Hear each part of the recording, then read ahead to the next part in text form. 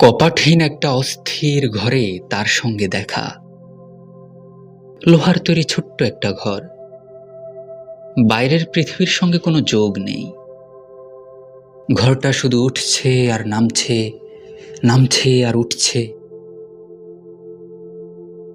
মানুষ ক্লান্ত হয়, এই ঘরের কোনো ক্লান্তি নেই। এরকম একটা ঘরেই বোধহয় বেহুলার বাসর হয়েছিল। নিশ্ছিদ্র লোহার একটা ঘর, কোনো সাপ সেখানে ঢুকতে পারবে না, হিস হিস করে বলতে পারবে না, পাপ করো, পৃথিবীর সব আনন্দ পাপে। পুণ্য আনন্দহীন, উল্লাসহীন।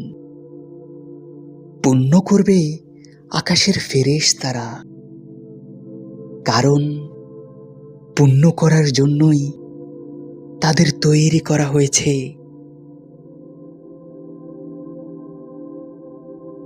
লোহার সেই ঘরে ঢোকার জন্য সাপটা পথ খুঁজছিল।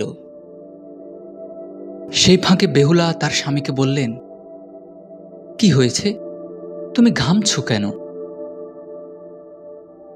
আর তখন একটা সুতা সাপ ঢুকে গেল, ফিসফিস করে কোন একটা পরামর্শ দিতে গেল। বেহুলা সেই পরামর্শ শুনলেন না বলেই কি লক্ষিন্দরকে মরতে হলো?